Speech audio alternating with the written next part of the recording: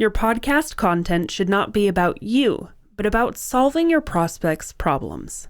Steve Lubetkin. You're listening to Writing Roots, brought to you by Aspen House Publishing. Welcome to Writing Roots. I'm Lee Hull. And I'm Lee Esses. This question that we're covering today is, how do I make a podcast? It's not one that we really expected to cover, but it was a question we were asked quite a lot during events that we've been attending, because it's a medium that a lot of people are curious about.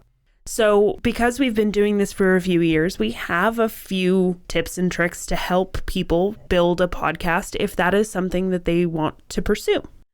And that's the first thing we want to ask you as the listener is it something that's really right for you? Most people that I've heard question if they should have a podcast want to use it as a marketing technique, which is great. That's part of why Aspen House sponsors Writing Roots. But if you've written this book and now you want a podcast about the book, this is not going to draw a lot of people, and it's more likely going to draw people who have already read the book. It's not going to draw new listeners. That's why our quote with the beginning was, it shouldn't be about you, but about solving problems. And that problem could just be needing a nice story to listen to. So you need to consider what the podcast purpose is.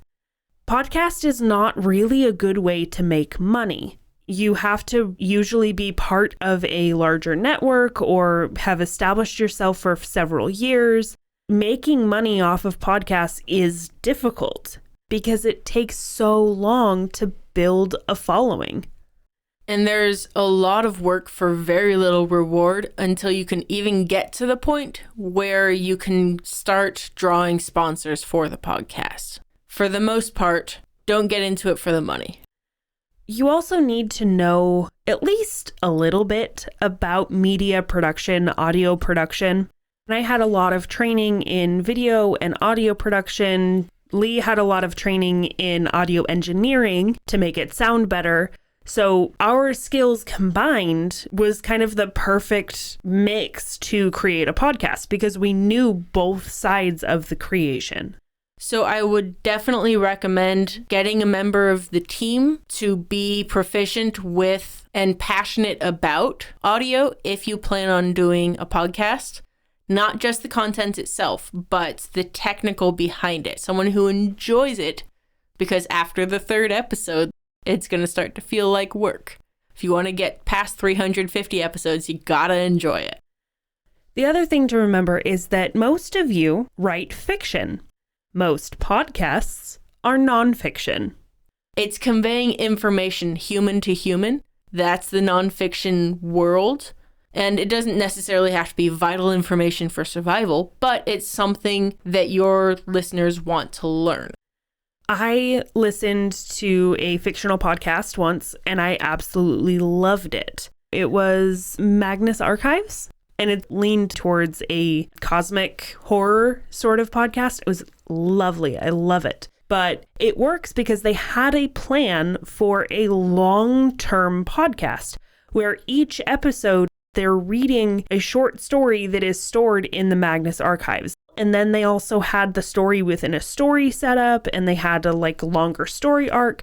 So it was a very sustainable sort of production. But if you're trying to do a podcast that is reading the chapters of your book, you have an end. You only have so long that you can do that podcast. Another thing to consider before you even start is know what makes your podcast unique. I have not yet come across another podcast where it's an author-editor team talking about the fundamentals of storytelling. For most of nonfiction, if you want to do nonfiction podcast, you need to be an expert in something. And that's what makes it marketable. For us, because we are focused on self-publishing, because we are an author-editor combo, and because of our backgrounds, we have a unique perspective that we can provide and offer as we tell you guys about the things that we've encountered and that we've learned in our own journeys. I will also say that it's super helpful to have another person on the podcast Having two separate people not only promotes this patty cake conversation, makes it interesting, but it also lets me prove that she's wrong on a lot of things. Wrong. Lets me prove that you're wrong on a lot of things. Like the fact that you insist on using a pen and paper to write your stories first. And you insist on rewriting the same draft over and over again. Shush. So if you've decided that yes, a podcast is for you, you have the right skill set, you have a good, unique base for your podcast, now you need to get into the audience and that you know who that audience is, just like marketing your book. Understanding who your target audience is going to be incredibly helpful in making sure that you're setting yourself up for success.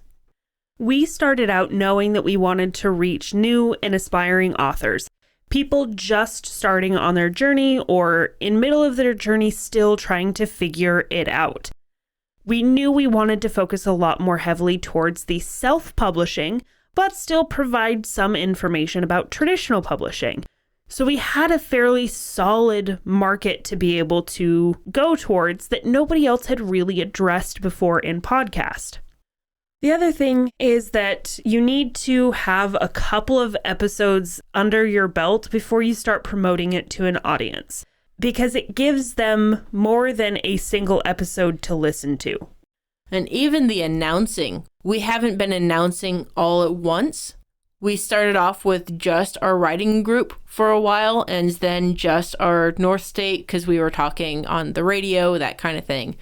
And then expanding more and more to where at the second half of this year started going to events in Southern California. We have not yet marketed to Colorado, but we could have a lot of fun. We could expand it now that we have proven ourselves with the podcast. So you have this idea, you know your audience, now it's time to get your equipment. The equipment, I think, is one of the biggest barriers to having a podcast.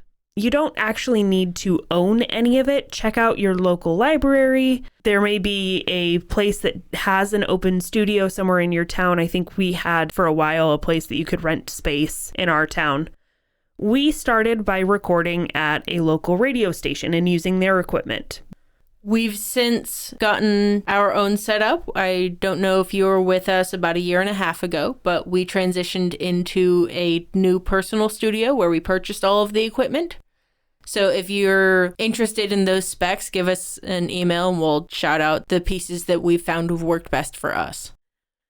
The last bit of understanding your own resources is knowing if you plan to post-produce it or not.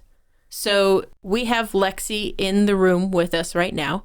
If she detects a squirrel outside, you, the listener, won't hear her response to said squirrel. This is because we go through and post-produce. We take out all of my ragged breaths and all of the chair clicks and these kinds of things to make it an easier thing to listen to. It also helps us fit within that required 10 minutes because we can't tell you how many times we stop and restart a sentence. And last episode, I think the raw was, 35 minutes long? Oh yeah, we talk a lot more than we ever publish.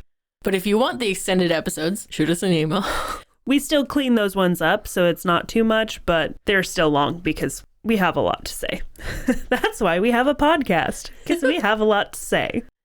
The last bit of advice we have for you as you're figuring out if you should, or as you're starting off creating a podcast, is to establish a schedule and stick to it.